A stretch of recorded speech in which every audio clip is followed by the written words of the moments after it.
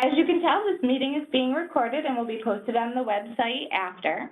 We're offering American Sign Language interpreting and closed captions for today's meeting. To access the American Sign Language interpreters, you would need to look at the top under thumbnails, and that's how they're listed, and you would want to pin them. If you look in your bottom right-hand corner of your screen, you'll see that there's closed captioning being offered in the multimedia box. If you click on the multimedia box, you'll see that there's a menu, and we're offering this in English and Spanish, and you can select the language that works best for you. Also in the multimedia box, you're going to see green arrows. If you click the arrows, you can arrow through to change the font, color, size, type, anything that works best for you. And that's all I have to say, Greg. Great. Thank you. Chairperson Burke, I'll turn it over to you.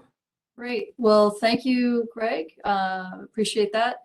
Wanted to thank our interpreter for today.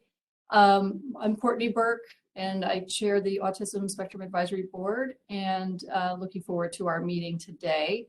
Just quickly, I wanted to review what's on the agenda. And although we normally do introductions, I think I'm looking, yeah, I think we might have some new folks. So I think we will do introductions again today. Couple reminders, after the presentations today and the board discussion, there will be an opportunity for public comment.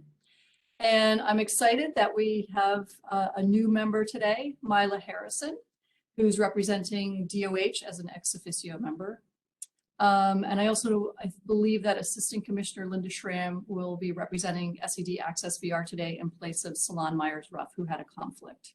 Any other changes, Greg, last minute to attendees? No? Okay, good. So just to review the agenda real quick before I go around for folks to say hello. To today's agenda, hopefully you all got it. We're going to start with a presentation and a board discussion. And the goal is to identify strategies and methods for improving outreach and coordination of services for minority groups. So we've got a fabulous presentation planned for that, and I will introduce the speaker in a minute when we get to that. Then we're going to move to a second presentation, which is connected to the board's recommendation to review the impact of New York's systemic therapeutic assessment resources and treatment in-home supports. It's quite a mouthful for individuals with ASD. It's otherwise known as NISTART, which is much easier to say. And it's a review of some of the crisis services for individuals with developmental disabilities that are available. So I'll introduce our speakers when we get to that part of the agenda. Then we have a legislative update, which obviously a lot happened in this past week with the state budget. And the final presentation will talk about and recommend highlights of Get Together Day, which is connected with our board recommendation regarding a focus on wellness by supporting exercise. And then we'll turn to the public comment period. So that's it for the agenda today. Why don't we go around, and I believe it'll be by your first letter of your first name is how the attendees come up on my list. So prepare yourself if your name begins with A. But first of all, Alexia, I don't know, I don't think we've met in person before, but thank you for your work with Greg on coordinating today's meeting. Great, and I think Charles, you are the C is the next letter on here. So Charles Massimo, you want? Good afternoon, Charlie Massimo, Senior Vice President of Wealth Enhancement Group, proud dad of 22-year-old triplets. Two of my triplets are on the spectrum, and have been a huge advocate out here on Long Island for all adults and children on the spectrum. And again, really always excited to be part of this conversation. Great, thanks, Charles. Christopher Soriano. Good afternoon, everybody. Christopher Soriano, Assistant Commissioner with the New York State Education Department's Office of Special Education. And it's always good to see everybody. Great. Danielle, you're next. I am going to do a nice introduction for you when you start, but if you could just say who you are and where you're from. Sure. Am I muted? Can you hear me? Hi, everybody. Yes. Danyale Sturdivant. I am a parent advocate and founder of Living Autism Out Loud. Great, thanks for joining us today. Donna Bradbury? Hi, good afternoon, everyone. Donna Bradbury. I serve as Associate Commissioner at the New York State Office of Mental Health with the Office for Prevention and Health Initiatives. Good to be here. Thank you. Great. Greg, appreciate all the work you do for this group. No problem. I'm Greg Roberts to do legislative and intergovernmental affairs for OPWDD, but my other side passion is one of the staff people for the New York State Autism Spectrum Disorder Board. Thanks, Greg. Jay Yu?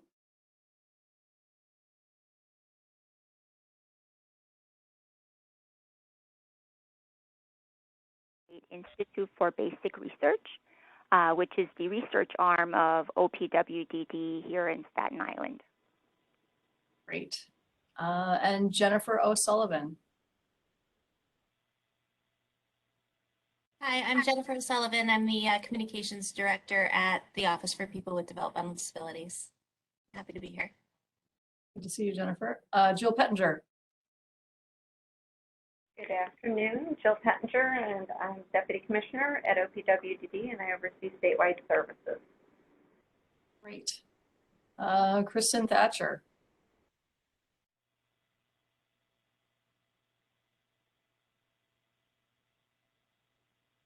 Kristen, if you're introducing yourself, oh, there you go.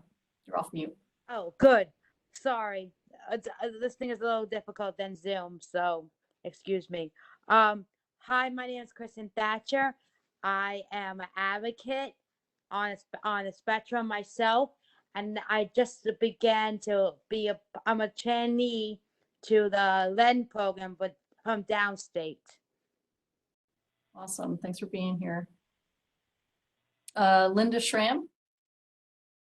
Hi, good afternoon, everyone. I'm Linda Schramm. I'm the Assistant Commissioner for Access VR. And as Courtney said, I'm filling in for Swan Myers-Roth, Deputy Commissioner. Nice to be here. Thank you. Thanks, Linda. Mary Lou Cancelleri? Hello, everyone. I'm Mary Lou Cancelleri. I'm also an advocate for local community for autism, and we founded a group called RVC Blue Speaks, which we have coordinated with Mount Sinai South Nassau, Mount Sinai Hospital in New York City to further enhance and help those on the spectrum. Great. Thanks, Mary Lou. Michael Gilbert? Can you hear me? Yes. I'm Michael Gilbert. I'm a special ed attorney who's also on the spectrum myself, representing families in special ed who are not getting appropriate legal services for the children. Thanks, Mike. And the other Mike Tripodi. Hi, everybody. I'm Mike Tripodi. I'm an autistic self-advocate, and I'm also the freshly promoted disaster program manager for the American Red Cross in both the Capital District and the Southern Adirondacks. Myla Harrison. Good afternoon, everybody. I'm Dr. Myla Harrison, new-ish medical director in the Office of Health Insurance Programs, otherwise known as Medicaid, in the New York State Department of Health. And I have a background in child, adolescent, and adult psychiatry, and many years doing mental health, public health administration in New York City. Oh, great background. Welcome, Myla. Steve Katz.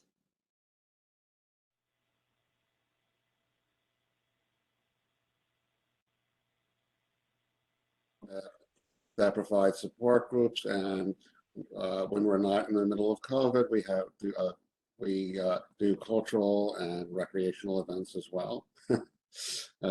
I keep on telling people I do not know when we'll be able to do the in-person part.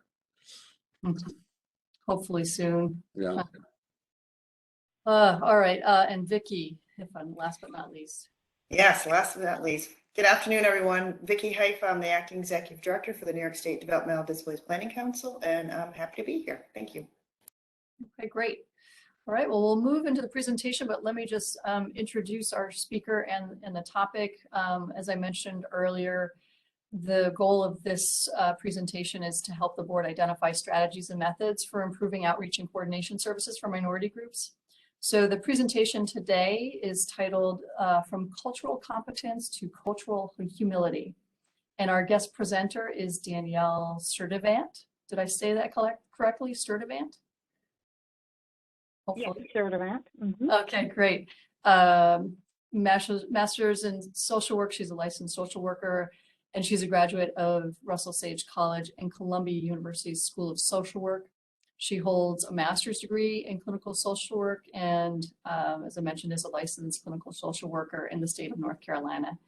She's worked in that field for 20 years in various settings and is also the mother of a 12-year-old son who's on the spectrum. After she faced challenges finding appropriate providers to meet the needs of her family, she founded what she mentioned before, which is Living Autism Out Loud, LAOL. It was founded with the goal of decreasing and eventually eliminating cultural barriers that Black, Indigenous people of color, and parents face when accessing services and supports for their children with autism and/or intellectual disabilities. So thanks so much, Danyale, for joining us today. You're welcome.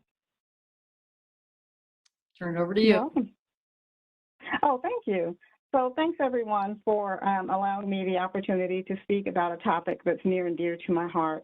As stated, I have a 12, soon to be 13-year-old son who is on the autism spectrum.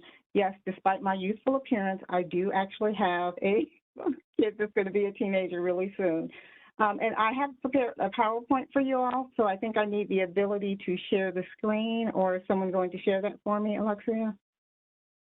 Hi, this is Josie. I've given you the ability to share Hi, your Josie. screen. Okay, let's see if it works for me.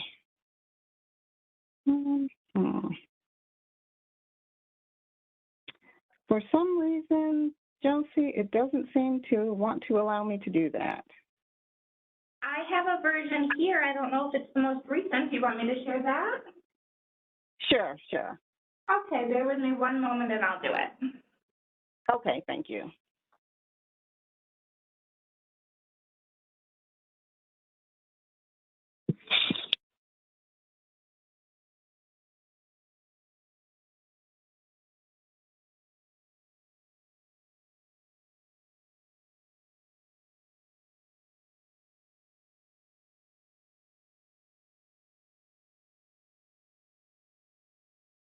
Okay, yes, that's it.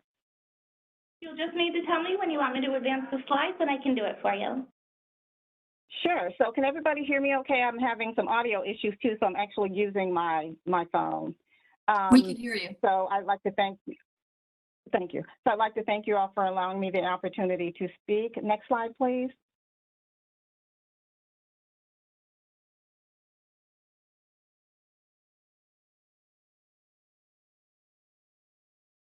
So I'd like to start off by defining a couple of terms that you'll hear me say, things like BIPOC, things like cultural competency, and things like cultural humility. And I've intentionally left these definitions really, really broad because I want everyone to get a sense of what I'm talking about. And I'm trying to use the easiest language that I know how, because I really want people to understand the purpose of this. And so the reason why I'm focusing on the BIPOC population with children on the spectrum is because there seems to be a lack of community support for these families. There are a lack of providers of color for BIPOC families. There are a lack of supports for people of color who have children on the spectrum. There seems to also be a lack of cultural norms. What does it mean to be a Black person or have a Black child or a child of color on the autism spectrum? And sometimes in some settings, there also seems to be even a lack of empathy for our Black and brown children who are on the autism spectrum. Next slide, please.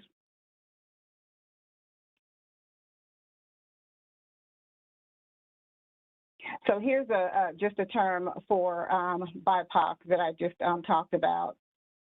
And you can go on to the next one. I think I explained that one.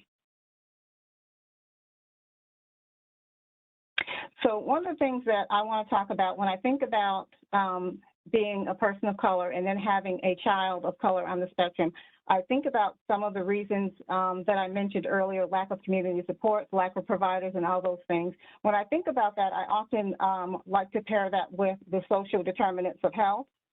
And as you all may or may not know, the social determinants of health are key drivers of health inequities within communities of color, placing those within these populations at greater risk for poorer health outcomes. And what I'd like to do is talk with you about how this ties into cultural competence and then leading to cultural humility. Next slide, please.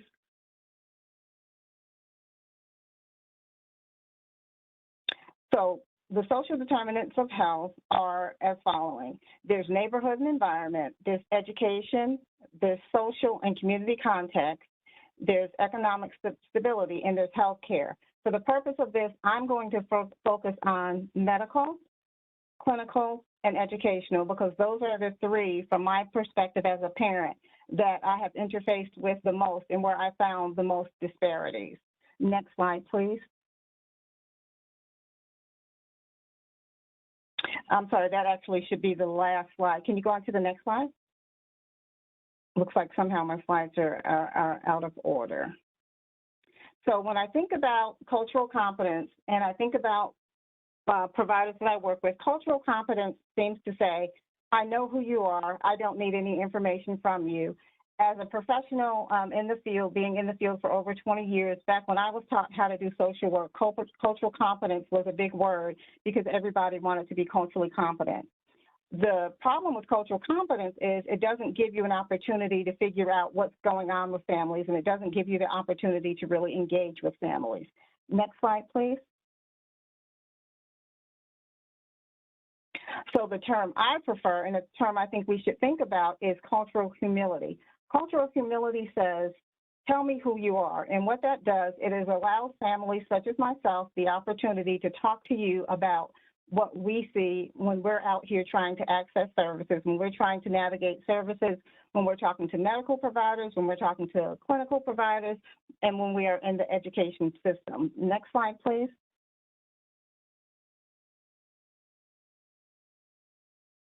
So again, there are three important areas that I'm going to focus on.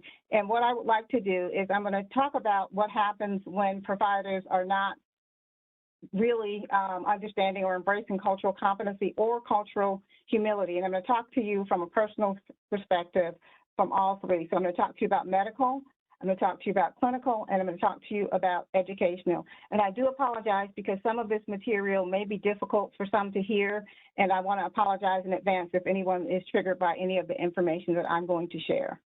Next slide, please.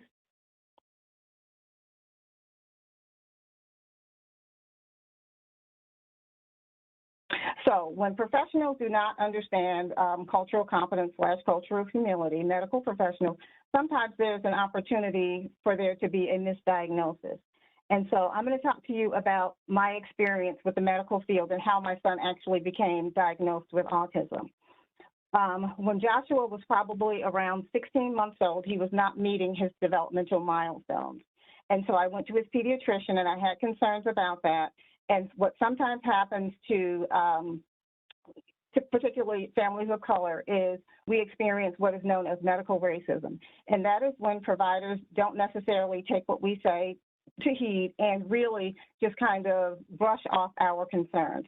So my first encounter when Joshua was probably, like I said, around 16 months old, I tried to talk to his pediatrician about him not meeting his milestones.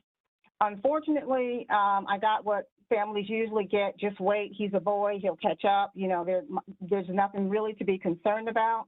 And so the next time I went for another reason, and this reason was medical. My son had the inability to swallow foods. So what would happen is once he would eat a solid food, he would choke.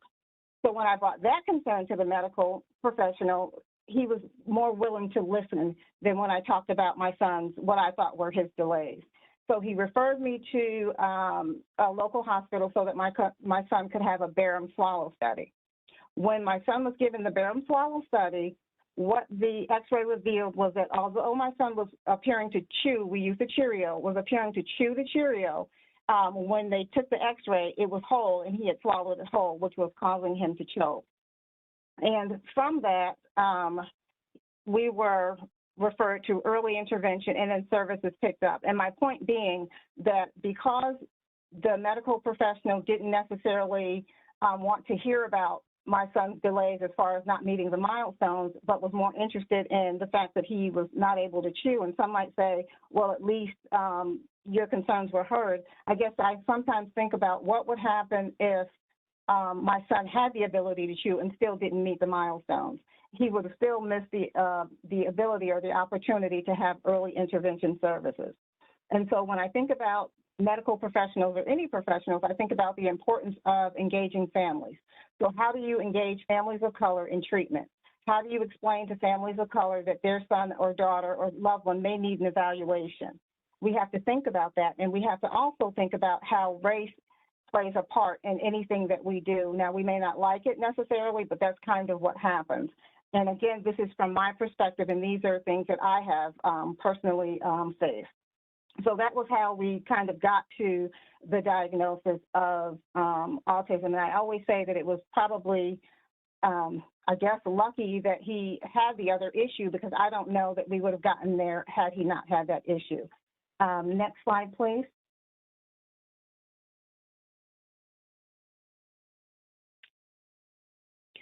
So what happens, again, when clinicians don't understand cultural humility? And remember, cultural humility says, tell me who you are.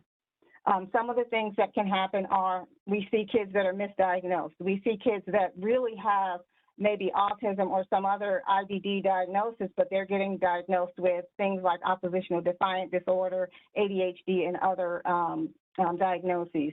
We see missed opportunities for early intervention because people are not looking at it as a developmental delay. They're looking at it more behavioral, so kids are missing those milestones. We see inappropriate referrals for additional services. So, for example, the child may need an evaluation for EI, but they're being referred to a behavioral health specialist because of behaviors that parents are not able to explain or don't even know that they should be talking about. We see missed opportunities for clinicians to engage families in conversation, to ask questions about family systems. We hear things like microaggressions. We hear things like, I know what's going on, let me tell you what it is that you need. And then we see families not returning for treatment. And so what happens for me, and in my case, is if I'm going to a clinician and I have a child with a disability or a mental health issue, and we are not able to relate, and you're not engaging me, and you're not trying to understand that when I'm coming to you, because my child has a disability, I'm coming to you with the intersect of race and disability, then you need to be able to understand how those two intersects cause me anxiety and concern. And so we can't just treat the disability without looking at race, and we can't just look at race without looking at the disability, because my son has both. And that actually takes a skill set. And I know that people are very uncomfortable talking about race, and you don't necessarily have to look like me. I'm just asking that you want to know about me so that you can engage me and keep me in services. And when you keep us in services, then that has greater long-term effects for our children. The other one, again, is the inability, when you have the inability to engage parents of color because you don't understand the culture, then there's a whole group of kids out there that don't get services. I believe that there are numbers of children today and families today that are not able to connect with certain providers because the providers are not taking the opportunity to have conversations about things that are important to us. In my case, having a Black male child, worried about race, and then worried about the disability. And then if you go on to the next slide, I'll kind of tie this all together so that you all can get a picture. So what happens when educators don't understand BIPOC students with disabilities? Sometimes students are automatically placed in special education, and they are placed in special education because someone sees a diagnosis and they may see race and they decide that that's the best placement for them. There's research to support that children of color with disabilities receive harsher discipline than their counterparts of similar offenses. There's information that supports that children of color with disabilities receive longer seclusion time. than their counterparts. So let me give you an example of what happened with my son who has autism, as you all know. We moved to a new place, and he is placed in special education. He is placed in special education because he has a diagnosis of autism. Once I got to the school setting, one of the first things I noticed that there were 3 classrooms that were all designed to house or educate, I should say, I guess, children with disabilities. The first thing I noticed is that every single child in every single one of those classrooms were children of color. There was not one white student in any of those classes. The second thing that I noticed very quickly is that no other child in the classroom had autism. They had behavioral diagnoses. The third thing I noticed is that the form of, I'm calling it punishment, they probably wouldn't call it punishment, but the form of punishment that the children received, especially in my son's case, was seclusion. So if my son had a behavior that was related to his disability, then he was immediately removed from a room and put into a room with a door with one little window, and the teacher would close the door and hold the door and stand outside of that door until my son was able to supposedly figure out all of the things that he had done wrong so that he could, again, then allow him to come out of that room. And so, needless to say, he didn't understand why he was in the room in the first place, so it was always difficult for him to actually understand what it was, why it was important for him to come out. When I voiced concerns to the administration, I asked questions like, why are there only Black and brown kids in the class? Where are all the other students with autism? Why is seclusion the go-to? Why are there not more parents involved in the school day and school system? Why do there seem to be a lack of parental involvement? And why are the teachers not understanding what autism can look like in children of color? Why are these things happening? And one of the things that I was told right off was that my son was no different than anybody else, that there was nothing I could tell them about autism because they kind of knew it all.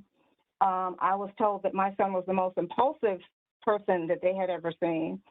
I was asked if I take him out to the grocery store. I was asked how I take him out to the grocery store.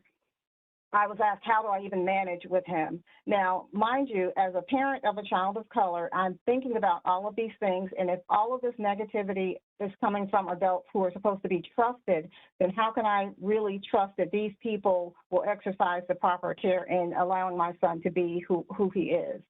So when I think about how we as professionals and parents can work together, I really want people to understand that there is a culture called autism, but there's also a culture of BIPOC families that you have got to be able to understand. Once you're able to understand what our fears, our anxieties are, what our everyday struggles are, then you will be able to work with us and bring us to the table as partners and not as someone who you have to tell or direct on what they need to be doing. One of the things that will work really well is thinking about how to form partnerships with community organizations so that you can have these informed conversations. One of the things I can tell you for certain is that parents are the experts on their children. If there's any information that you feel like you need to know, you have to engage those parents. And because of the long line of trauma associated with slavery and everything else that comes along with that, there's going to have to be an opportunity for you all to learn how to build trust so that when we are coming to you, we are trusting that you understand all of the things that we've gone through and that you are trying to partner with us so that we can meet the needs of our children. Next slide, please. And so this is what I was telling you, what happens when educators don't understand culture of humility. I told you about the distinction. We can go on to the next slide. I kind of lumped those together. And so, again, so the next step is one of the things that I think we should do is consider changing the language from cultural competence from cultural competence, I know who you are, to cultural humility, tell me more about you. I think that there should be training built around cultural humility. I think that if there are any specific needs, if you want to engage Black BIPOC families, you're going to have to do a needs assessment, and you're going to have to talk to community leaders about what they see the needs are. You're going to have to consider having anti-racist training for providers. You're going to have to work within the community organizations that work well with families and bring them to the table. And you're going to have to make the advisory panel diverse, because when we are sitting in front of a board or an advisory panel or anybody, and we don't see ourselves represented, then in my case especially, there can be a wall that goes up, and I'm not able to feel like I can really share what I really need to share. And I'm going to stop right there and entertain any questions that you all have. And I do thank you for allowing me the opportunity to share how I feel like we can move from cultural competence to cultural humility and an opportunity to engage families of color in services. Well, thank you, Danielle. This was really a great presentation, a lot of good ideas in there. And I particularly appreciate, it's coming from you personally and your experience as well. Cultural humility, just the idea of it. I don't think I had heard that term. It's really a powerful term. So I think my question to you members of the task force, if they want to join in, well, first I should ask if they have questions for Danielle. Why don't we start there?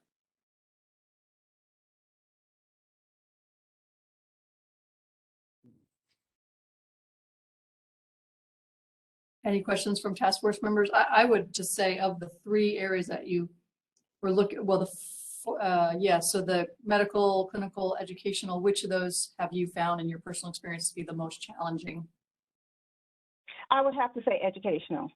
Definitely educational, because it seems like they're the ones obviously who would spend more time with my child, but they're also the ones I think that are sometimes stuck in certain areas that they can't get out of. So like the special ed teacher really can't do much with placement, but they can, you know, they're just kind of stuck. Even though they're the ones that help the most, they're the ones that seem like have the least power to do something different.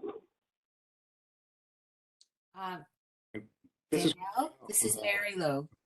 Do you hear me? Yes. Danielle, how is your son doing now in school after you've become, you know, an advocate with the social, from competency to humility? Have you seen any changes for him?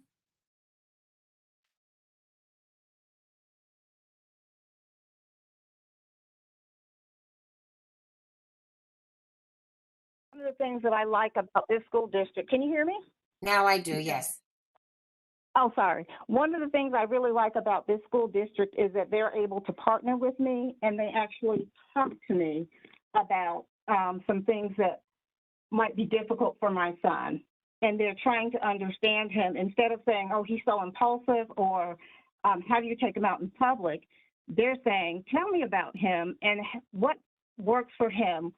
What is he interested in? What does he like to do, and how can we help? And that has made a world of difference. That's great. I'm so happy. I'm a retired educator, and I'm always very interested in and want to know what you see as changing.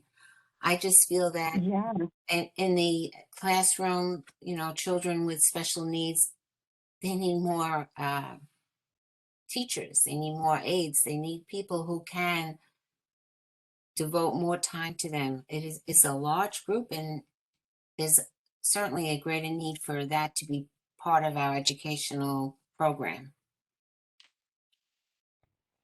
Absolutely. Well, I might recommend for this group, this is a lot of good. Sorry, I was just going to.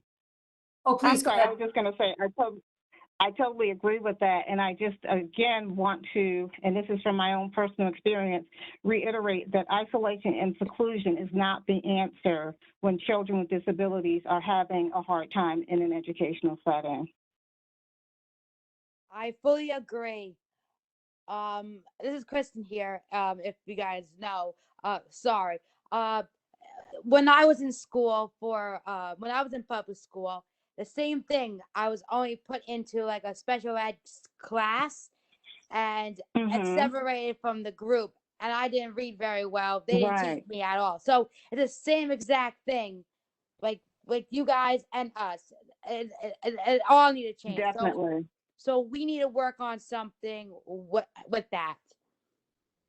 I agree. I totally agree with that. This is Chris from the Office of Special Education. I just wanted to, Danyale, for parents like yourself that have had to go, and thank you for sharing your experience. But for you and for parents that are having, similar, in a similar situation, do you know, or have you reached out to the Office of Special Education at the State Education Department? Because we are available to assist parents that are going through some of the challenges that you were facing, or just to have dialogue around questions and concerns you might have. So wasn't sure if you were aware that that's a resource. Yes, I am. And let me just be clear, those challenges happened in another state. So it was not in New York State, but the experience has been the same. So it hasn't happened in New York State, but yes, I had reached out to everybody that I could reach out to, because I think it's important. One of the things that I always want to do is I always want to do my due diligence and make sure that I'm trying to partner with departments so that my son can get the best education that he could possibly have. And so again, I think this would be a great opportunity for folks to think about how to partner with parents, how to engage parents so that we feel comfortable calling that number and talking to someone about an issue. Sometimes we don't want to make those phone calls because we don't want our children to be punished, or we don't want to think that somebody might be upset with our kids because we reached out and we tried to advocate for ourselves. So I definitely do believe that there's work to be done around helping parents learn how to advocate appropriately. But then there's also work on the other side with helping families feel engaged enough to actually pick up the phone and make that call. Because when you're in a situation where your kid's being isolated and stuck in a room for hours and pulling out his hair and all these other things that happened in my case, the last thing I want to do is have to repeat that story 500 times to 500 different people. So I think about what avenues we could have to have that open communication where there's a check and balance, where parents feel okay about making that call and not have to worry about the possibility of retaliation, because I've seen it happen in some cases and it's real. And even if it's not real, if we feel like it's real, then we're probably not going to make that call.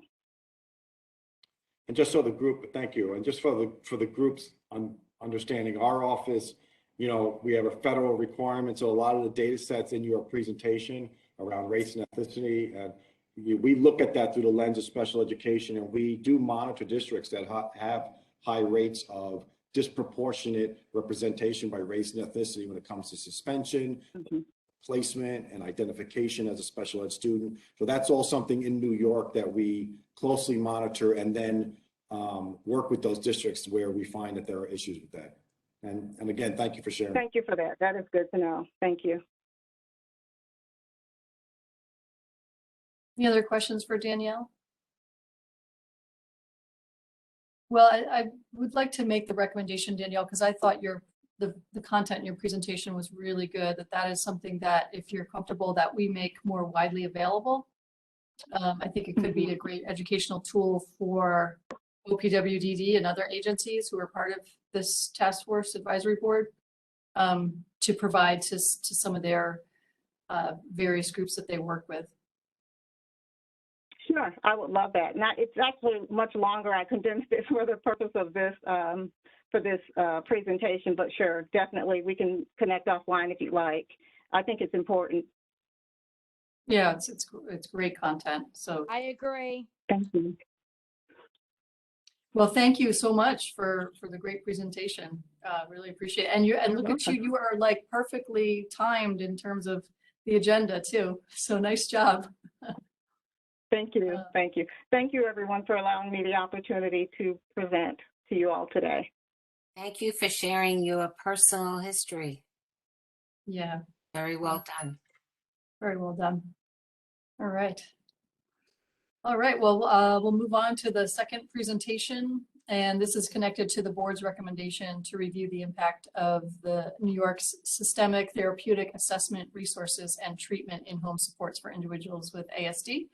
So the presentation is going to be an overview of crisis services for individuals with intellectual and developmental disabilities and other crisis supports. And our presenter is a familiar face, Dr. Jill Pettinger, who is the Deputy Commissioner of Statewide Services at the New York State Office for People with Developmental Disabilities. So welcome, Jill. I'll turn it over to you. Thank you so much. I'm glad to be here and provide follow-up information to one of the board's recommendations. I think we had done one update on data that was preliminary analysis, and I think this will provide a more complete information about where we're at today with our crisis services for individuals with developmental disabilities and the New York START program. We've had a bit of a transition, so I'll explain some of that today. And again, we will review information that we pulled from the START Information and Reporting System, otherwise known as SIRS, data that pertains to individuals with autism spectrum disorder who are receiving services through CSIDD.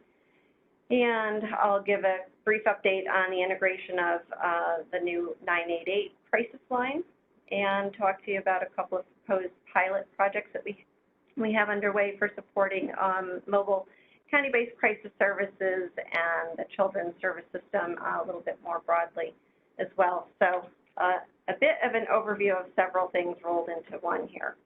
Next slide. Okay, actually, next slide, Josie.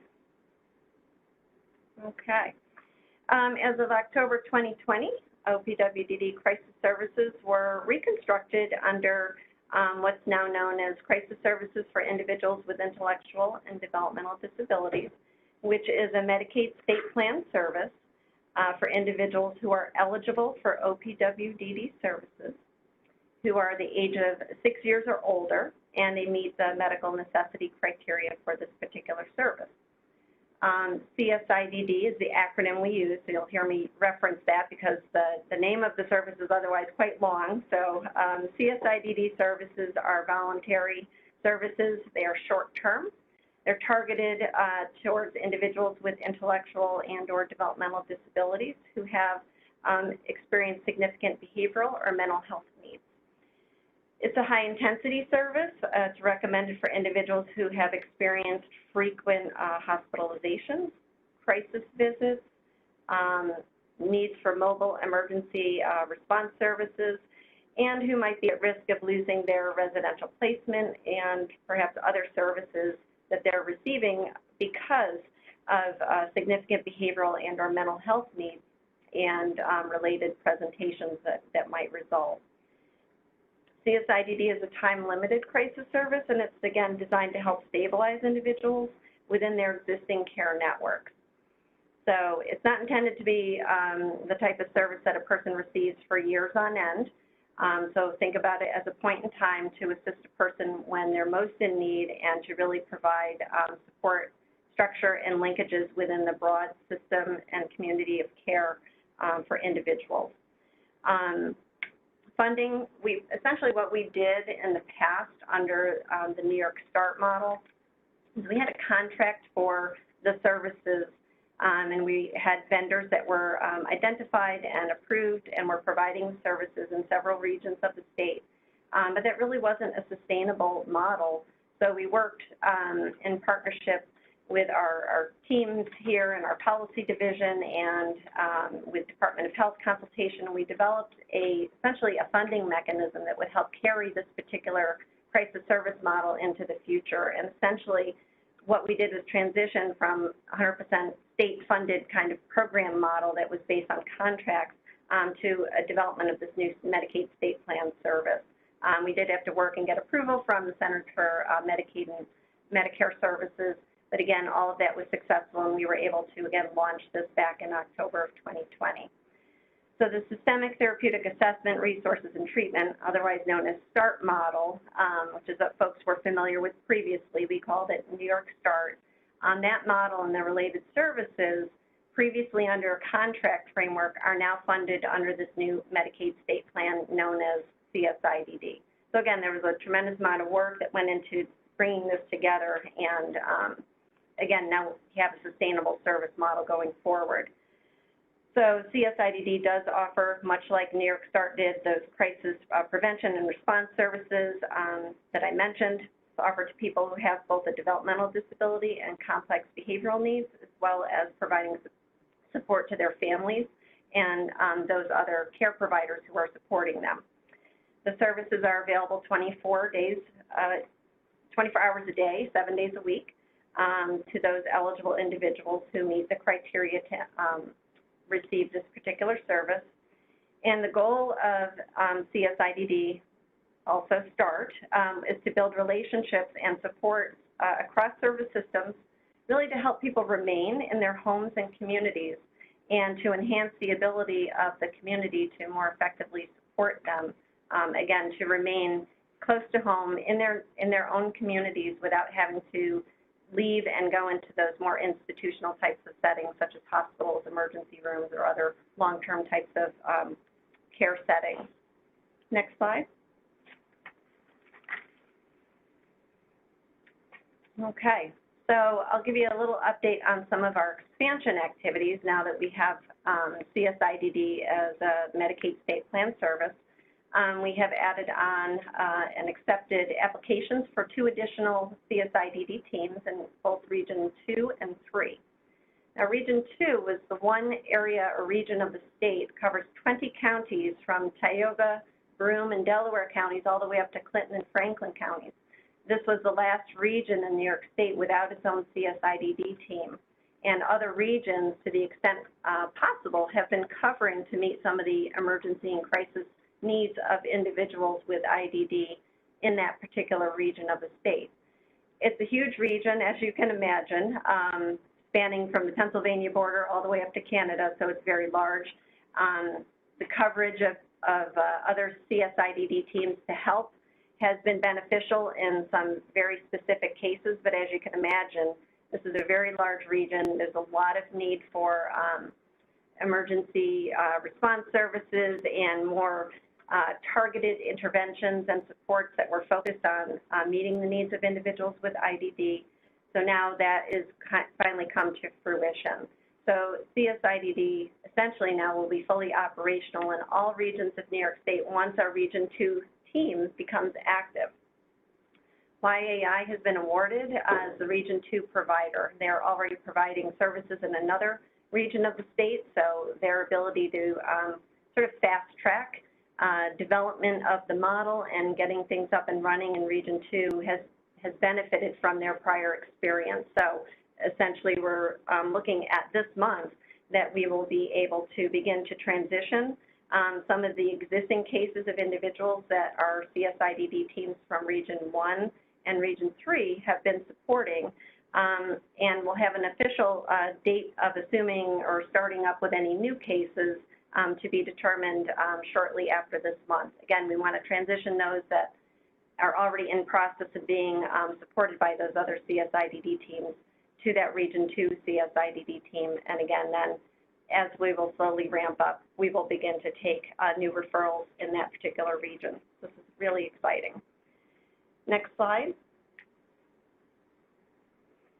Region 3, which is Capital District and Hudson Valley region, will be transitioning from what has been for the past many years an OPWDD state-operated CSIDD team to a voluntary provider of this particular service. We're still in the restricted period of our request for applications and going through the contract process, so I'm not able to speak to who will be the vendor in that region, but all of that is well underway. And in the meantime, we have a CSIDD team in Region 3. They will remain in place and providing services, and then we will be doing a very planful, warm transition of all individuals currently receiving CSIDD from our state-operated team over to the new team once they are fully ready and active and able to take on the transition of those cases. Next slide. Okay. So I just want to point out a couple of important details here. All of our CSIDD teams will be expected to obtain and maintain their START certification. So we continue to work with Centers for START Services from University of New Hampshire, and essentially by requiring that all of our CSIDD teams maintain START certification, it ensures that there's consistency of this particular service across the state. It won't matter if you're receiving CSIDD services in Region 2 or in Region 5 down in Long Island. They will be the same service. And again, that is from a quality assurance standpoint, consistency and standardization really important for the model.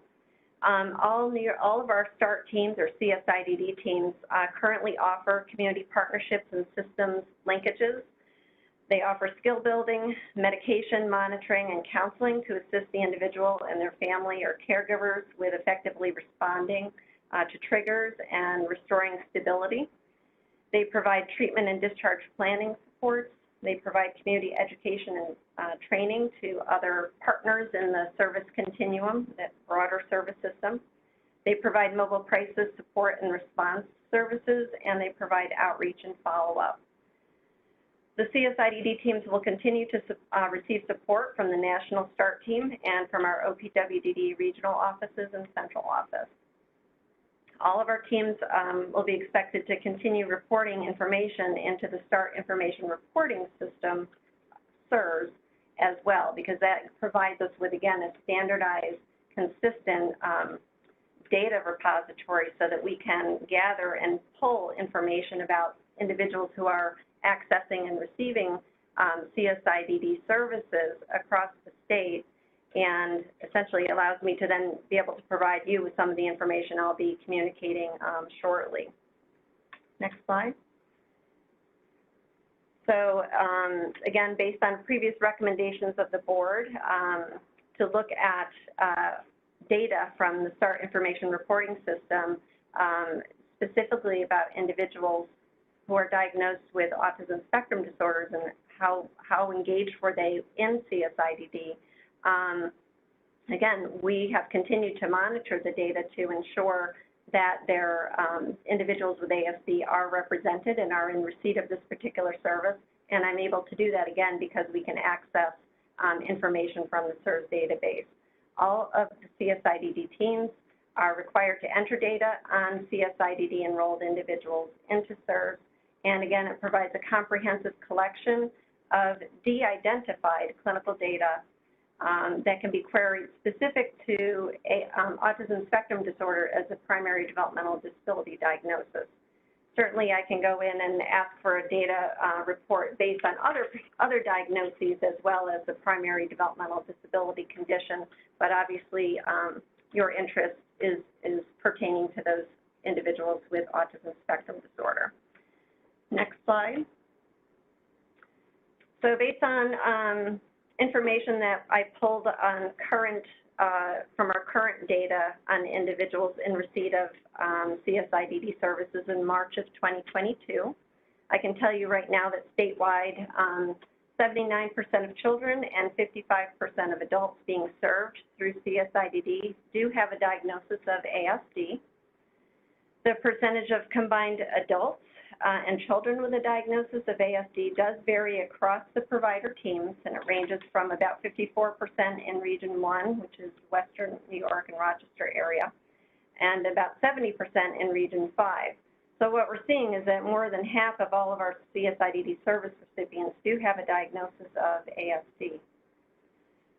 The average age of children with ASD is about 13 years, comparable to the average age of children who do not have a primary ASD diagnosis, which is about 12 3/4 years old. The average age of adults with ASD is about 26, almost 27 years of age, which is about 5 years younger than the average of those who do not have a diagnosis of ASD that are receiving CSIDD, which is about age 32. Most individuals with ASD who are enrolled in our CSIDD services are identified as male. 77% of adults and 80% of children were identified as male. Only about 50% of those who do not have a diagnosis of ASD were identified as male. Okay. Next slide. I also pulled some information about the nature or the number of psychiatric diagnoses or medications that individuals who have a diagnosis of ASD may be on as compared to those who do not have a diagnosis of ASD. Again, if we're looking for similarities or differences in people with this as their primary developmental disability diagnosis.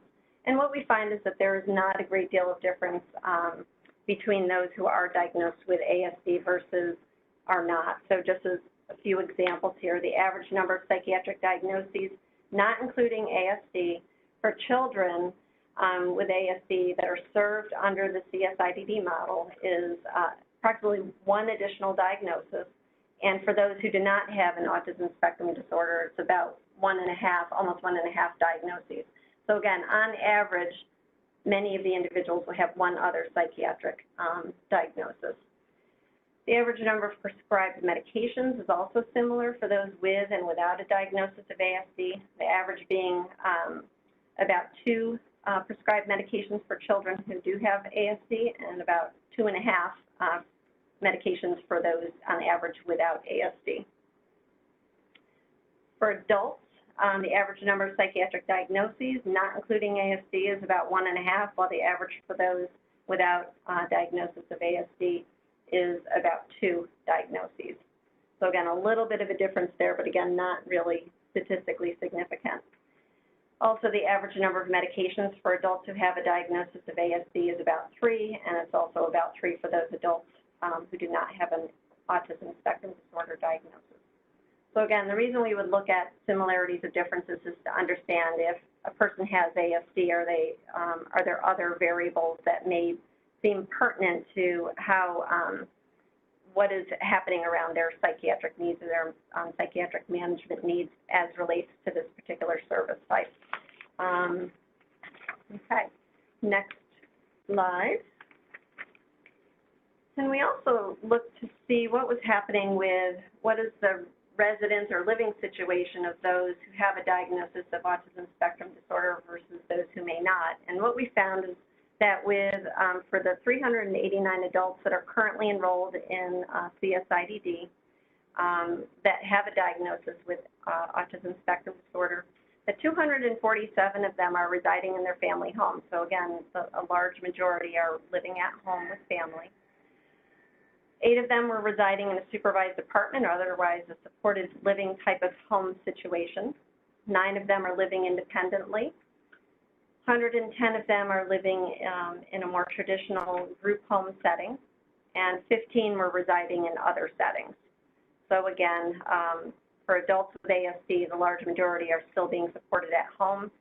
So when I look at this information, it's to me very helpful because we really developed CSIDD to primarily be a support to families and caregivers who are not in the certified type of setting environment, and we see that the large majority of folks who are accessing the service are in fact families who have their loved ones with ASD living at home with them, and again, it's great to see that we're reaching a large number of them with this particular service. For adults with ASD, again, about 64% are residing with family versus living in a certified setting. While when we look at adults who do not have a diagnosis of ASD as their primary developmental disability, and only about 36% are residing with their family. Regarding children with ASD currently served by the CSIDD program, the vast majority are residing with family or other relatives. Okay. Next slide. Okay. So each of our CSIDD teams successfully maintain a crisis line offering continuous 24/7, 365 days a year availability for individuals who are enrolled in the CSIDD and their support systems. We pulled some information on how are those emergency start for CSIDD emergency crisis intervention services being utilized. And so I just looked at the third quarter of 2021, so that would be from October 1 through the end of December 2021. And just as an example, in Region 3, we had 119 crisis contacts through their crisis line. 39 of those crisis calls did result in an in-person response from the CSIDD team to that individual. 35 of those 119 crisis contacts, the phone response, having that dialogue through the phone modality worked for them, and that was adequate to address the concern or issue. And in 42 of the cases, there was a telehealth response, so they had audio and visual connection and were able to do a telehealth session with the individual who made the crisis call, and again, supported and addressed the issue that was presenting. In Region 4, as another example, in the same quarter of 2021, end of 2021, they had 208 crisis contacts, 3 of which resulted in in-person responses. 72 of those resulted in a phone consultation that addressed the needs, and 127 of the cases resulted in a need for a telehealth session, and again, that was able to address the needs that were presenting. So again, when we say that CSIDD has this 24/7, 365-day crisis line and it's available to those enrolled members, people are using it, they're benefiting from it, and in large majority, having that phone contact or telehealth contact is meeting the needs. So again, that's a pretty positive response, especially given some of the challenges and limitations that we had with COVID over the past several years. We had to be much more creative in how we were responding to crisis situations because we were unable in many instances to respond in person. So we really built a framework around supporting that telephonic and telehealth response, and have used it pretty successfully to address some of those needs. Certainly, as we're moving back to more in-person opportunities, I would expect to see some of these, the profile of some of these contacts and the resolution to change again over time, but we'll continue to monitor that. So that's CSIDD, and I want to transition now to talk a little bit about OPWDD's participation in the statewide rollout of the 988 mental health and suicide crisis line. And this is something that's anticipated in July of 2022. Now, the 988 line will be broadly available to any person who is experiencing a mental health crisis or suicide risk, and they are able to call that 988 number. It'll be available to individuals who may be enrolled in CSIDD, but certainly we do have that crisis response capacity built into our service, but it is only tapping those individuals who are enrolled in CSIDD. So the 988 line will be, again, much more broadly available. It'll be available certainly to members of an individual support system who may have their own personal needs that are not able to be appropriately covered by the CSIDD crisis line. So to the extent that a person is enrolled in CSIDD, if they're, let's say they live at home with their mother, and the mother is experiencing her own mental health crisis, CSIDD would work with that parent to the extent, again, as it relates to supporting their loved one who has IDD that's living in the home, and then they would be working to direct to the use of the 988 line if that was appropriate, or other emergency services, again, to the extent, given the urgency of that particular situation. But again, 988 is going to open up a lot more opportunities for people to have that more immediate access to crisis intervention. So it's really, we're excited about being a partner to that particular resource and the planning activities that relate to it. We have assigned a primary team member to that 988 coalition. That's a multi-state agency group that gets together and is, analyzing and determining how New York State is going to be implementing this 988 line. And so once information and availability of that 988 line is announced, they will be doing broad communication with regional offices, our care coordination organizations, certainly all of our CSIDD teams and their provider leadership, OPWDD agencies. Again, we will have a broad distribution of information made available to providers, family members, staff, anyone that we hold linkage agreements with, and other providers in the system, because again, we want to make sure that people have ready access to that type of resource. All right, next slide. So we have the, sort of that crisis response activity happening, but we've also been working on some other development of some pilot projects, because we all know and often struggle with supporting individuals with IDD, children, families. They're struggling to have their needs addressed due to the lack of coordination that we often experience between service providers, care managers, crisis response teams. We have a lot of systems involved in for some of these individuals, and the coordination of care can get very challenging. We also see that there's a lack of training related to the unique needs of individuals with IDD, and a challenge and the failure at times of the larger systems of care to really develop linkages with one another and proactive collaboration. So we're trying to figure out how we can address some of those challenges. So we've been working with the Conference of Local Mental Hygiene Directors to explore how we might identify or address these issues through some pilot projects at the county level to really address gaps in the crisis response system, as well as some gaps that we're seeing in the children's services system. So we put together a proposed pilot with some specific initiatives to support mobile county-based crisis services. And the goal of that particular pilot would really be to, for the contractors in the pilot counties that they identify for the project, to work with the existing crisis response services that are in those counties, and to identify specific service gaps and needs in their current service system.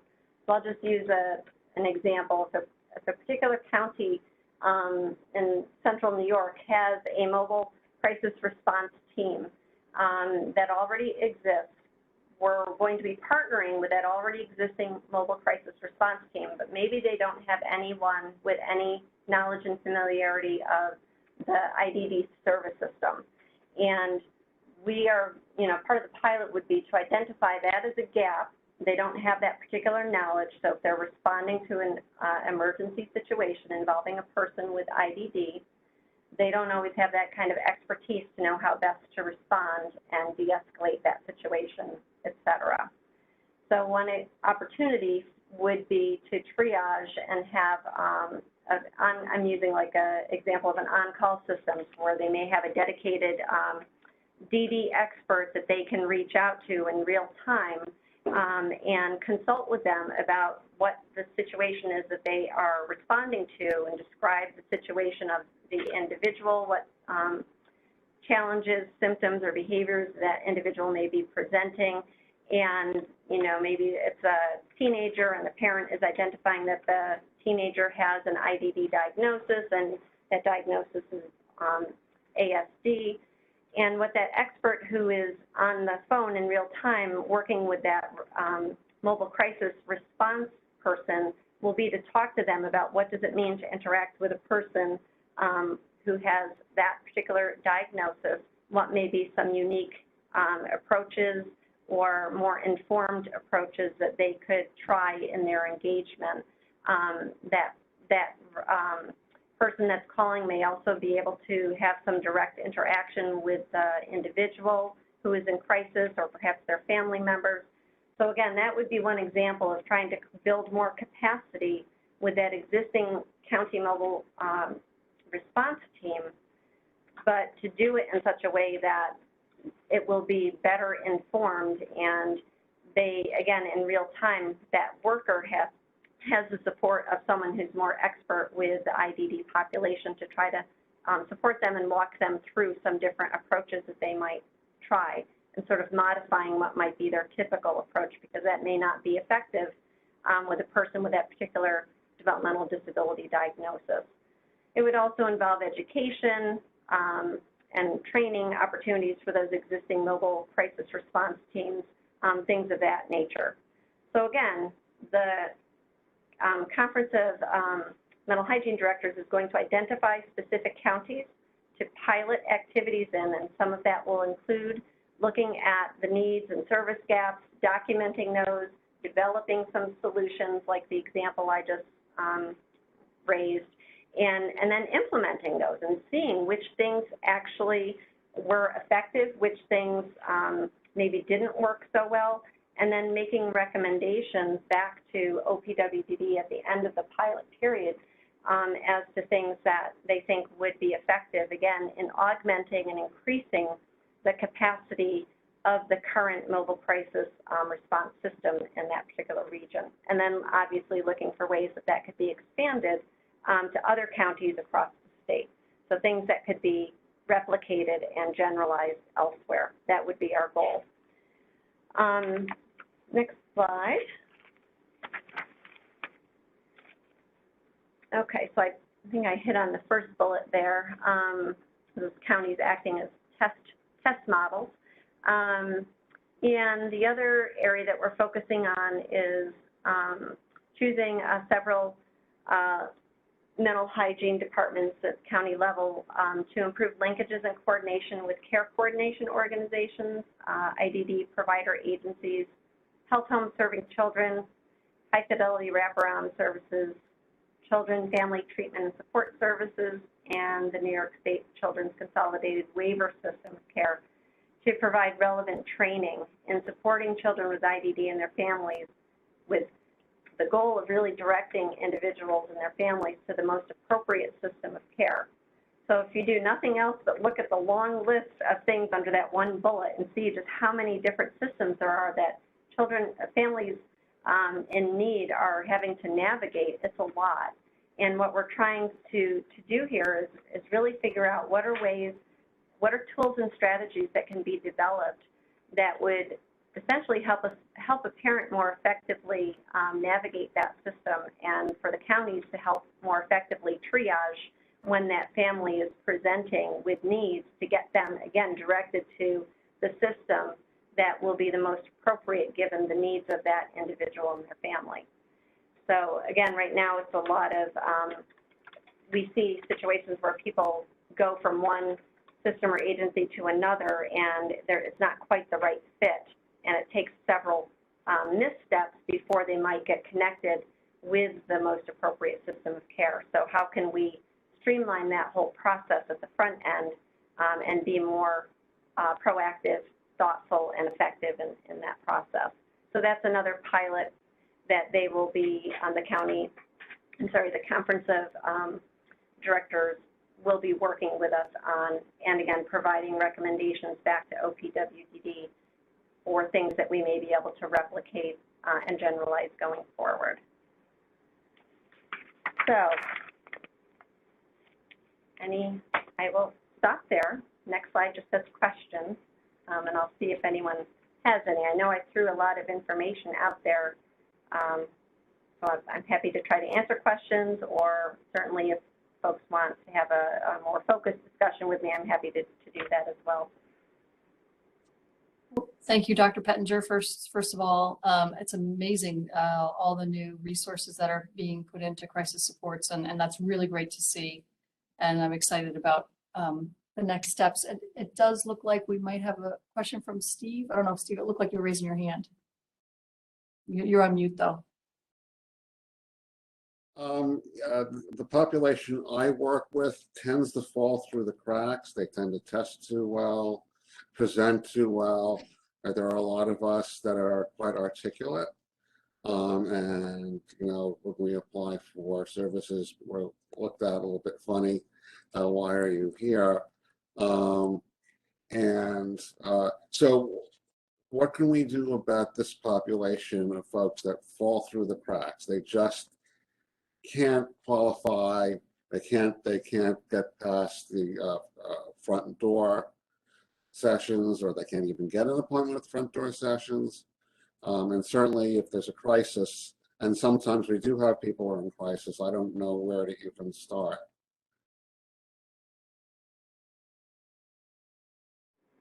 Thanks for that question, Steve. And I think you may be speaking a little bit more to probably my reference to this CSIDD being a service that's available to individuals who are OPWDD eligible.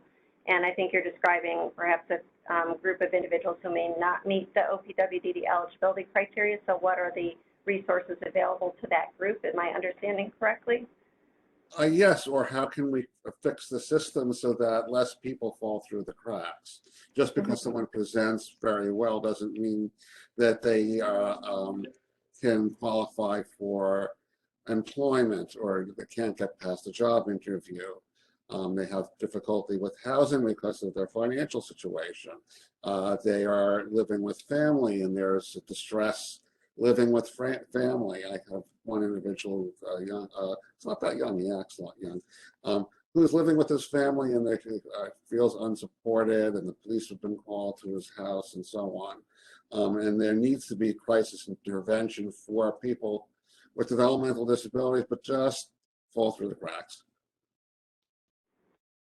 Well, I think part of what our focus in with the conference of local mental hygiene directors is really to look at how do we better prepare that broader system of crisis intervention and emergency response and support to address the needs of a continuum of individuals who have intellectual or developmental disabilities, whether or not they're eligible for OPWDD services in particular. So that strengthening of that broader system is our approach to improve what happens for individuals who may fall on that continuum of having more skills and having more capacity, perhaps, than some of the folks that are traditionally supported by the OPWDD service system. I think we're also looking at, again, as we're trying to target getting individuals, younger individuals and their families to the right system in the first instance, that, again, that focus of that pilot to really look at navigating the multiple systems and really getting connected to the right system of supports and care so that their needs can be appropriately addressed. So those things, again, I think the recommendations that result from those two pilots will be informative as we continue to go forward. I think, you know, the other thing, and obviously OPWDD is one of the state agencies on this particular, that has ex officio members on this board, but certainly the other agencies are here as well, and some of these individuals certainly cross all of our agencies in terms of where their needs may fall. And I think, again, collectively, we, you know, have different cross-systems meetings and discussions to explore solutions to some of the challenges that you referenced, Steve. Right. Thank you. You mentioned there was a current crisis line.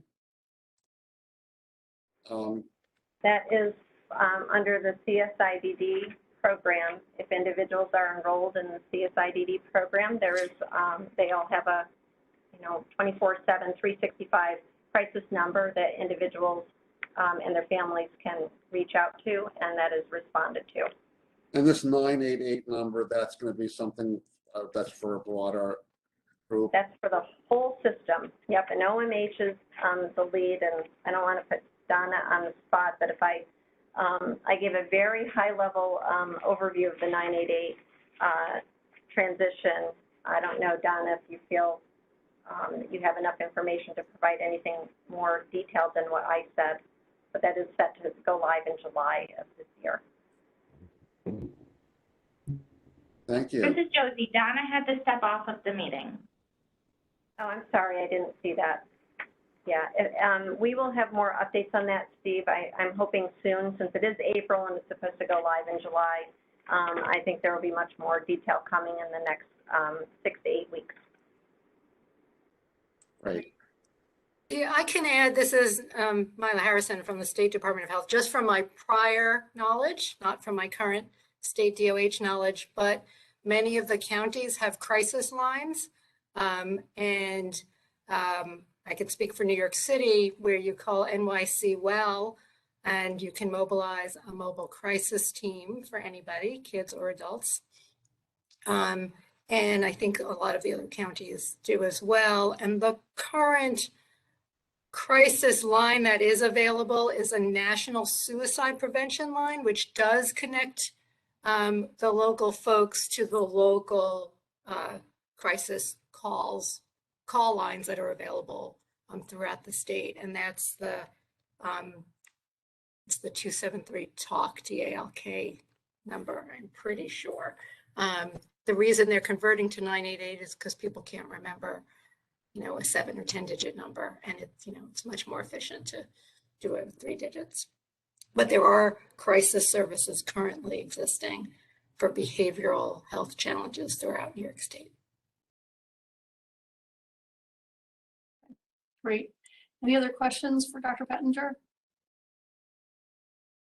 All right, well, thank you again for the great presentation and all your work on this issue. Great, so we're going to move on to the final presentation today, which is connecting recently enacted legislation with the board's previous recommendations, and also highlighting Get Together Day, which is connected to the board recommendation that focuses on wellness and supporting exercise. So thank you, Courtney. We are running a little bit short on time. So what I thought might be a good idea was if we put the Get Together Day first, and then if there's time remaining after that, I can do the legislative update. If not, there's just one bill that I need to talk about, or one new law that I do need to talk about because it impacts our very next meeting. So why don't we move to Get Together Day? Doing the presentation is going to be Jennifer O'Sullivan, who is OPWDD's Communications Director. Thanks, Craig. I won't probably take too much time, but just before I get to Get Outdoors and Get Together Day, I just wanted to remind board members about Autism Month.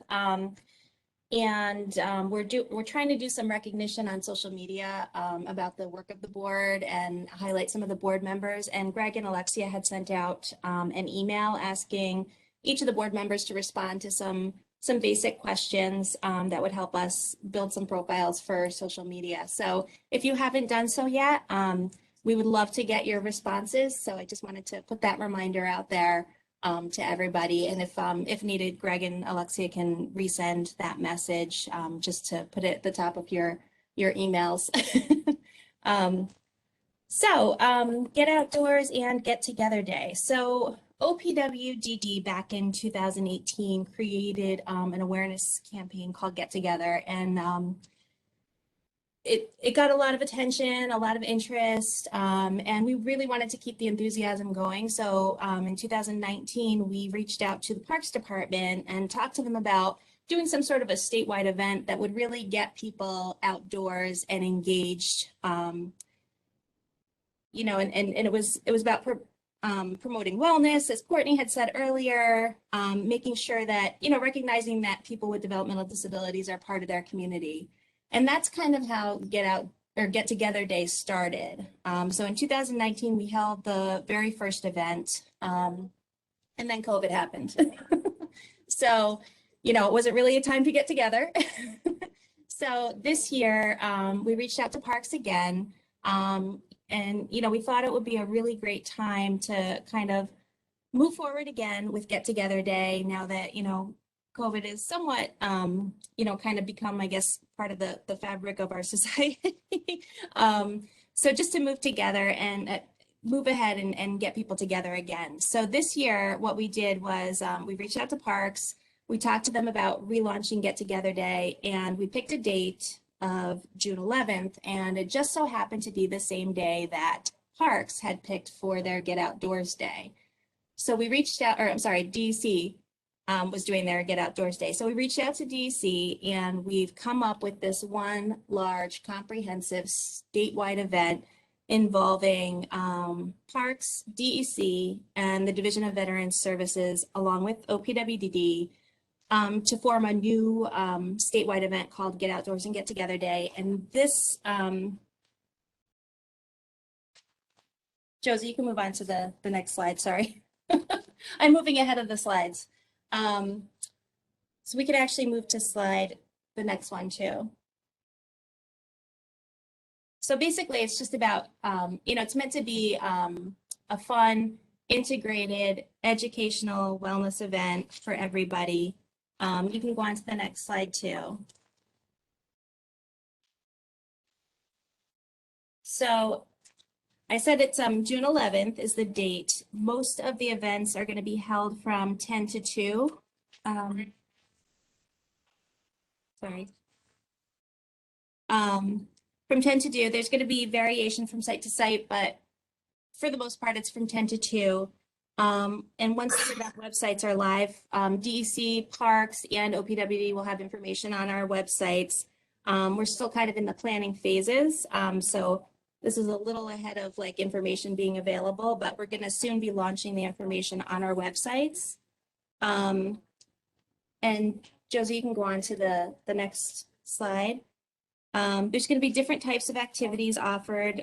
You know, right now we've got, we know that there's a wildlife show planned at one of the events, which is going to be really cool. You know, New York City has basketball. There's arts and crafts at multiple events. So there's just different things that are going on to engage people. The DEC sites are probably going to offer more things like accessible kayaking and archery, nature walks, that kind of thing. But the planning is still taking place. You can go to the next slide, Josie. So there's 20 total locations, and that includes 12 DEC sites and 8 parks. We're hoping to have a presence at all of them. And Josie, you can go on to the next one. So the parks locations are, you know, span Long Island, all the way up to Buffalo. So there's 8 locations, or 7 locations listed there, sorry. Oh no, there's 8.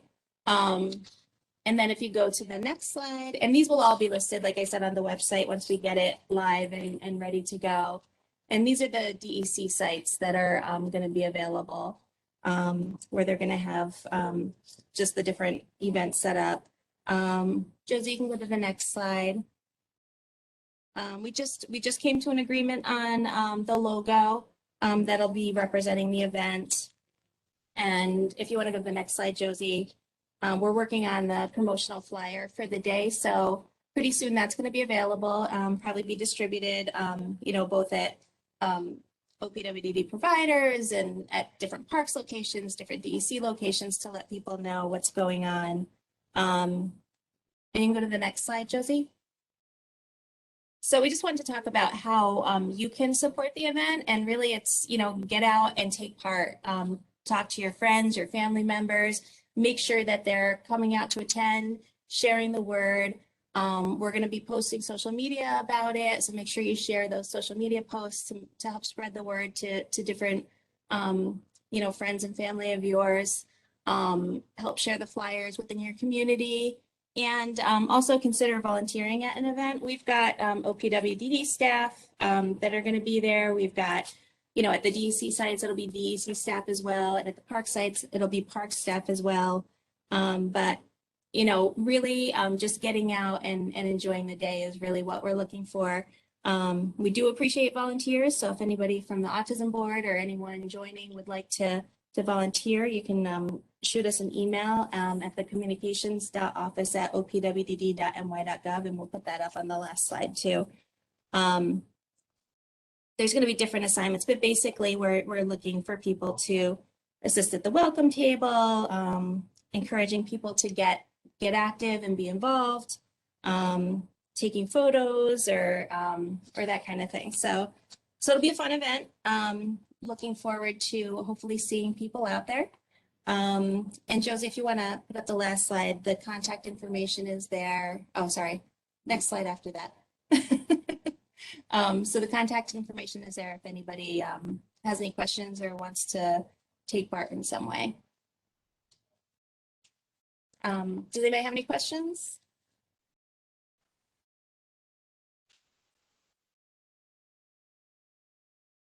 I don't think so. Pretty straightforward. Great. Thanks, guys. Thank you. All right. All right. Thank you, Jen.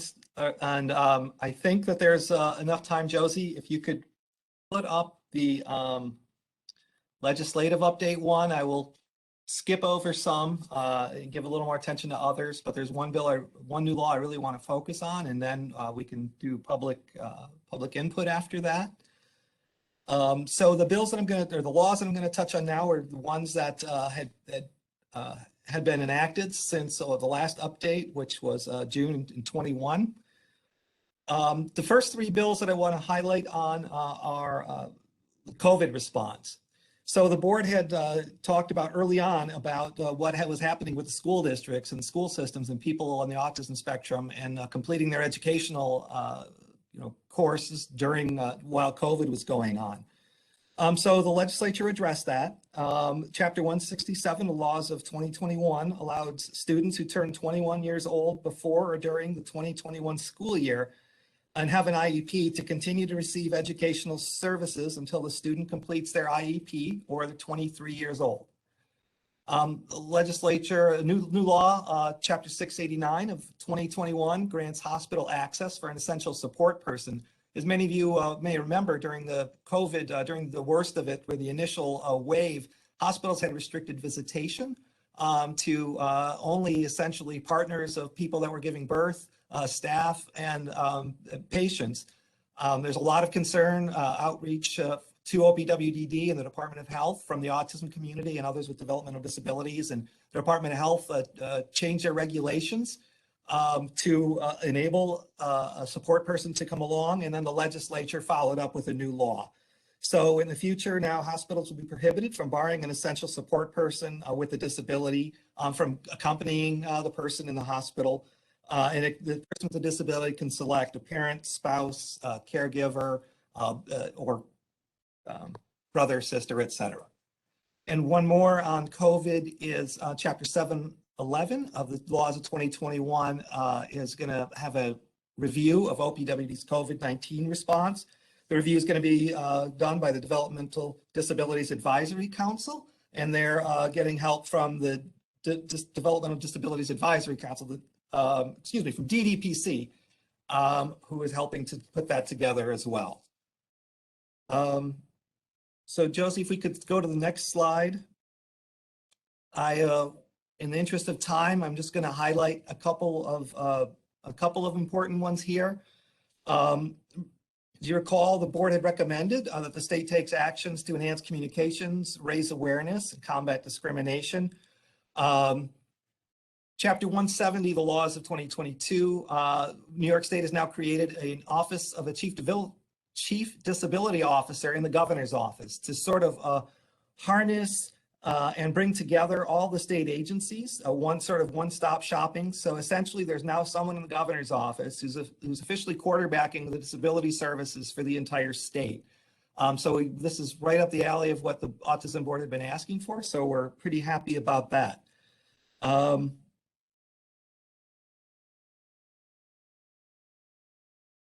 Josie, why don't we, one more I want to touch on before moving on is Chapter 818. And this, as you recall, during the July 2020 board meeting, the board heard a presentation from Dr. Deborah Napolitano, who is the legislative chair of the New York State Association for Behavioral Analysts. And it was her opinion that if we expanded the scope of practice for licensed behavior analysts in New York, it would stimulate an increase in the supply of practitioners. And so we're happy to say that they got their goal accomplished. And so the scope of practice has been expanded in New York. Josie, do we want to hop on to the next one? So this is really important, especially with the presentation that started today. The board really wanted to make sure that New York reached everybody with ASD. So the board recommended that state agencies review their service delivery systems to determine if services are best delivered, how we can make them more equitable, and basically ensure that everybody gets the same services. The board also asked agencies to review policies and procedures with the goal of improving access to services for underserved and marginalized communities. So in other words, the board has urged the state to focus on making sure that all New Yorkers with ASD get reached. And there's a bunch of new laws in place that are really what I believe that the board had envisioned. So I think that this is good news. Chapter 691 will require a study on rural public transportation. On that study board will be the OPWDD commissioner. And we know that there are a lot of people with ASD who are prohibited from, enjoying good quality lives or from employment because there's lack of transportation in rural areas. Hopefully this can address that. Chapter 412 of the laws of 2021 expands OPWDD's reporting requirements in our 507 plan so that we now have to put Medicaid expenditures by age, race, ethnicity, primary language, and what type of residence they live in. So that's important. It's going to help highlight, as Chris Siriano from State Education Department said, unless the data is out there, it's really hard for people to find it. Chapter 745 of 2021 will expand demographic requirements for each state agency so that more different various groups will be counted, such as Cambodian, Bangladeshi, Hmong, Indonesian, Pakistani, and a lot of more Southeast Asian countries will be listed. And Chapter 785 of the laws of 2021 requires agency websites to have all their information in the 12 most popular languages in New York. So we think that that's pretty good. We're moving in the right direction there. Josie, could we skip ahead to service system investments? If we can, which is the next slide. So this is important stuff that I wanted to make sure that we are aware of. I didn't want to go over this one. We have had a lot of new funds have been flowing into the social services sector, OPWD in particular, in two waves. One was the federal government had the ARPA bill, the American Rescue Plan Act funding. That money has literally started to go out the door within the last 2 weeks.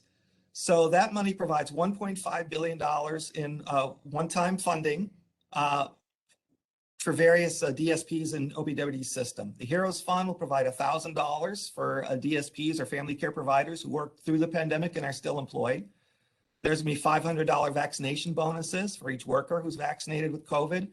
And there's gonna be longevity and retention bonuses that equivalent to a person's about a 20% bonus for their annual salary. So we think these are some pretty good incentives to keep people employed and to bring people in the door. And those monies are just starting to flow.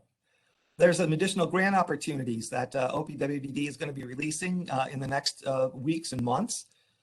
This is also, once again, with federal dollars, and there'll be grant opportunities for innovative residential and employment ideas, for credentialing and other workforce building strategies, and there will be grants to support more integrated community day services. One of the issues that COVID highlighted is there was a lot of people who are rethinking congregate day services.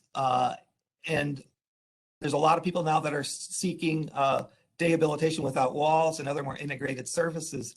And so we want to help provide funding to providers to create those new opportunities for people. And we really can't neglect that the state budget was just passed on Saturday. While we're still reviewing it to see what is in there, I can provide some highlights that there's going to be another large infusion of funding to the OPWD system, approximately 12% increase this year, year to year. That does include a 5.4% cost of living increase for all OPWD services, $3,000 bonuses for staff, both OPWDD state staff and staff of our wonderful nonprofit providers. And another big issue I know for many people on the autism spectrum was the rental subsidy that had been granted to people seeking housing in apartments was pretty low before. It hadn't gone up in, I believe, about 10 years. So the rental subsidy is now tied to the HUD fair market rates, and it will be in the future. So those are a couple of highlights. And time is short, so Josie, if we could just go to the next slide. I want to touch on two bills that are not laws yet, but I want to, they may or may not become laws, but I want to mention them because they do directly impact the Autism Board. Senate Bill 8647 would seek to expand the New York State Autism Board by having each of the appointing entities appoint one more person, and each of the appointing entities would be required to appoint a self-advocate to the board. So the appointing authorities are currently the governor, the Senate president, the Assembly speaker, the Senate minority leader, and the Assembly minority leader. And so if this is successful, there will be new appointments to the board, and this is meant to address the original law, which didn't require self-advocates. And this one is, I do want to point out, Michael Gilberg is partially responsible for this bill being introduced. Michael, did you want to say anything about this bill before I move on? Thanks, Greg. I appreciate that. Yeah, no, the original law said self-advocate or family member, and it became a real issue because most people appointed family members. And so the Self-Advocate Committee was created. But again, the whole point of disability is nothing about us without us. So I spoke with both Assemblyman Santa Barbara's office, who sponsored the original law, and Senator Mannion, who's chairing the new Senate Disability Committee. Senator Mannion has already introduced the bill. I've had 4 or 5 co-sponsors. And we're waiting for an Assembly co-sponsor number. Assemblyman Santa Barbara's office is introducing the same as, we just don't have a number yet because it kind of got lost in the budget time, but it should be introduced. The Senate bill, like I said, already has 6 co-sponsors. As soon as I have an Assembly number, I'm sure I'll have a bunch of co-sponsors there too. I don't know if anyone has any questions on it or feedback.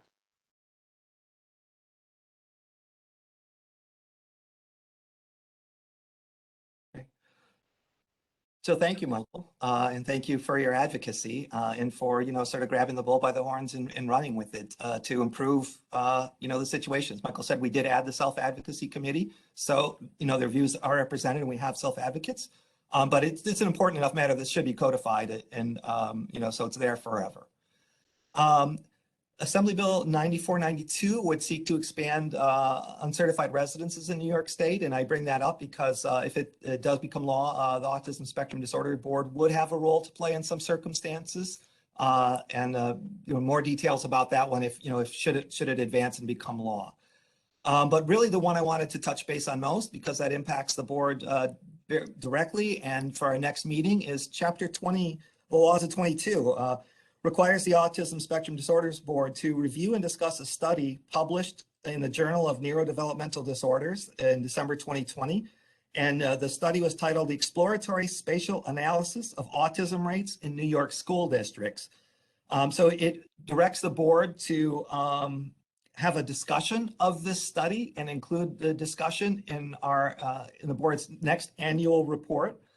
So I'm happy to tell you today that we've reached out and we've connected with the principal researcher, Kathleen McGrath, and she's from the Rose F. Kennedy University Center for Excellence in Developmental Disabilities, which is located at the Montefiore Medical Center, has agreed to present the research and her findings to the board during their next discussion, which is scheduled for July 13th. For those of you who wish to, view it in advance, we'll work to get a link on the Autism Board website so you can see it in advance. But she'll be here to discuss her findings. We'll have a board discussion. So we'll address that law right off the bat. So sorry about the rush of it. We had some good conversation going on, and we can get back perhaps to another legislative update later on in the year when more things happen after this legislative session is done. For that, I wanted to turn it back to Chairperson Burke for the public comment and then next steps. Great. Thank you, Greg, and great information. We are running short on time, and I know a lot of people have to drop at 5. So if we have any folks who are ready to give public comment, we would just ask the favor of keeping it short to be mindful in case there are more than one person who wants to provide public comment. So we'll open it up. Okay, first person with their hand up is Diane. You are unmuted, you can speak. Okay, we'll go on to the next person. We have Ralph. Ralph, you're unmuted. Can you guys hear me? We can. Okay, great. Okay, so I was trying to look at the list 5 minutes ago, and I saw that Danyale has she left or is she on? Is Danyale still with the group here? She is no longer on the meeting. Okay. She had to log out. I'll just blend the comments into I guess actually the last point, Greg, one of the things Greg mentioned, as well as issues with the crisis service, which a lot more detail is needed on. So let me just ask a very quick, simple yes or no question. So will there be a actual report and not just PowerPoints on the presentation from Dr. Pettinger on the new model and particularly the data? And why I asked that, how the data was collected on evaluating the service from people that use the service. It's obviously very important to see to what extent Danyale's points about people being excluded from the process are accommodated. So let me just say, why do I ask that? Because I'm concerned that the integrity of the START model, particularly with evaluating medical factors, which I raised in the last public comment, may not be carried forward in this new model. And that's going to be even more true, obviously, for people that have other, racial, ethnic, linguistic barriers. So my first question is, will there be a detailed report? That's just yes or no. Well, I appreciate the question. I don't think that we've talked about the detailed report, but Greg, I know that the agency collects some statistics and information. There's another source for that. Yeah, I mean, I just think the board will see a report rather than a PowerPoint, as well as the public. I mean, the public needs to see it and know when we can give, a comment to the annual report of this body with sufficient time to review these things.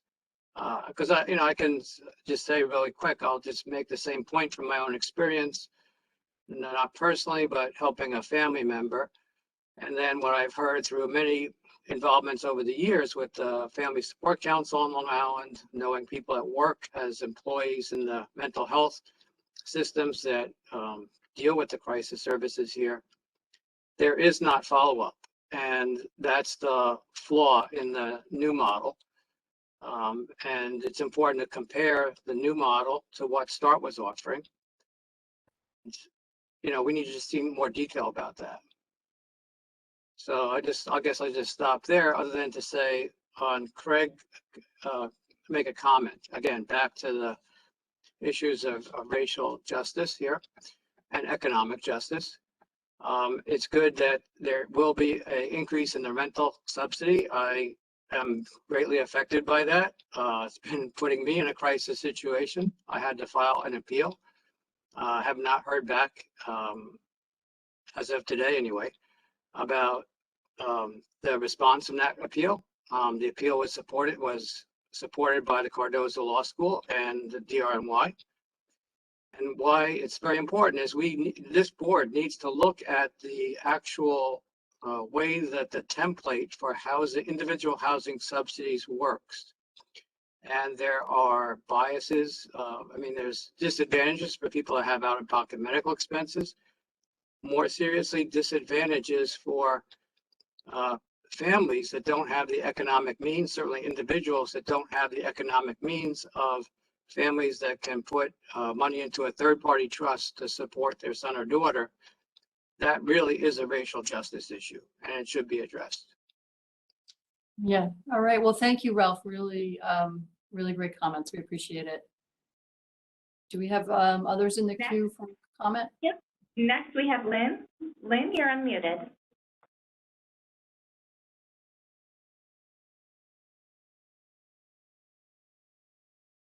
Okay, next we have Patricia, and she's the last one. Patricia, you are unmuted. Hi, everybody. Thank you for all the work you do. I'm here to comment and to sort of piggyback on Ralph for the Assembly Bill 89492A. I guess my concern becomes, I read the language in that bill, and it specifically says that the autism panel has sole discretion over what gets created and yay or naying per se. And there's a lot that goes into housing. And I guess my concern becomes who's on your panel that understands the day-to-day ins and outs of housing and non-certified housing, that could sort of be the experts on this. that we do this correctly so that we're not being reactive instead of proactive. So I guess my concern with that bill is it's the sole discretion of the autism panel, yet how are you experts if somebody's accessing housing who has Down syndrome or cerebral palsy? I don't see that being very productive for everyone across the board, because it speaks in the beginning to all people with disabilities and then becomes the sole discretion of the autism panel board. So there's a lot of work, I think, while very important, some sleeves need to be rolled up and some good work done to make this really a good, strong bill to pass. That was great feedback, Patricia. And this group actually at one point did have a spin-off group that was focused specifically on housing issues, where we brought in some of the expertise from various agencies, but your comments are very good, so thank you. That's all we have for public comment. Okay, great. Well, the last two things I wanted to mention is, first of all, of course, happy Autism Acceptance Month, everyone. The month of April, I think you all knew that, but thought I would wish everyone the best for the month. And I believe the next meeting is scheduled for Wednesday, July 13th from 9 to 11. Hopefully that works. And I don't know if we have preferences for in-person, hybrid, or virtual, but obviously I think our preference would be to try to make it happen in person. I think we'll see where things are with COVID. I don't know if that sounds good, Greg. No, I think that sounds right. I think we've been kicking around a couple of possible options. I want to, since we do have a minute, to ask Alexia, if Holden, if she could go over the couple of options that we have available. And we can take a quick vote or keep discussing them. We do have time, but let's turn it over to Alexia. Hi, everyone. My name is Alexia Holden. So we've been talking about a couple options for the meetings going forward. There's 4 of them. The first one being we host all of them in person, go back to what it was pre-pandemic. The second one being we host them all virtual in this type of setting. Third one being a hybrid option where members who want to come in person are able to come in person, and we have to work with technology and certain types of rooms to be able to make that work fluently. But we can have some people in person, some people at home, depending on comfort level. And then another idea that's been thrown around that a couple of members have taken liking to is having one fully in-person meeting a year and then the rest of them being remote, so that there's at least that one meeting where the board can connect in person, meet each other, and have that physical contact, but then not to put too much strain on making everyone travel multiple times a year. And all the meetings would still be webcast, so the public would be able to, weigh in and do public comment and watch, and they would still be recorded so people can see them after hours, so to speak. So I thought it would be easiest if, while we have everyone on here, if we could possibly vote by the raise hand function, just to get a general sense of what members are thinking. To explain to everyone where that is, it's a little hand, looks like this, in the bottom right corner of your page above the word multimedia and participants. Wait a minute, looking for it. Okay, I think I see it now. Okay. Tiny little button, but it's got a little hand. I've got to find my name. Okay. So I'll go over the options just one more time. So the first one is all in person. Every single meeting is in person. Everyone's required to be there in person. Second one being all remote. Every single meeting is virtual. We don't have an in-person component. The third being a hybrid, where members who want to be in person can be, and members who want to be remote can be remote. And the fourth being that we do one a year all in person and the rest virtual. And then obviously continuing the discussion with the board. If feelings change later down the line, we can always change this plan. So I'd ask if you could raise your hand now if you would like the meetings to be all in person. I'm not sure if I got the right hand. One question, to be in person, would they be in Albany, the city, or somewhere else? It would be in Albany. Okay. I don't think I have a hand. I don't know where the multi. Is your vote for all in person? Because I can just take that verbally if you can't find the button. No, I'm not voting for that. No. I'm I'm looking for the hand. I'm looking for a hand. That's what I'm looking for. I have the ones that are up, so if you want to put your hand down, if you're voting for that one, you're all set. Just press the same button. Wish I knew where my hand Quick is. question. Can I vote for more than one, or can I vote only once? Sure, if you're fine with multiple of the options and formats, feel free to vote for multiple. Okay, no problem. Thank you. Yep.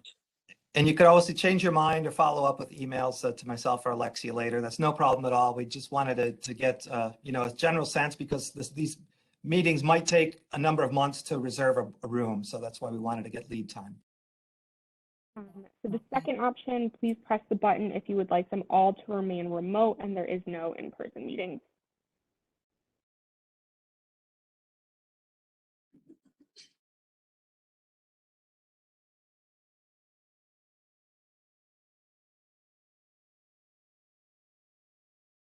Okay, I've got everyone whose hand is up, so you can put your hand down, same button. Next option is a hybrid where we have an option for people to be in person and then those who cannot attend in person can be virtual. I would like to vote for that. This is Mary Lou. I think I put my hand up, but I'm voting for that too. It's Michael. Thank you. I'm not sure if it shows me the hand was up. Yep, I see it.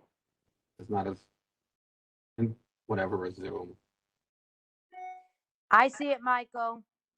I don't know So what you guys can put your hands down for that one because I got everyone. And then last one, thanks for sticking with us, trying to end on time, would be one meeting that's fully in person where everyone comes in person and then the rest remote. Please raise your hand for that one. I could go for that too, either 3 or 4. That's Mary Lou.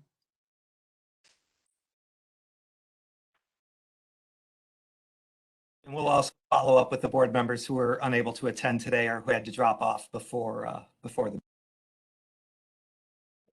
Well, thank you, everyone, and please feel free to email me if you change your mind or have any other ideas for possible meeting settings. All right, thanks, everybody. I think this concludes the meeting for today and look forward to seeing you in whatever form in July. Have a nice day, guys. You too. Thank you. Bye. Thank you very much. Goodbye.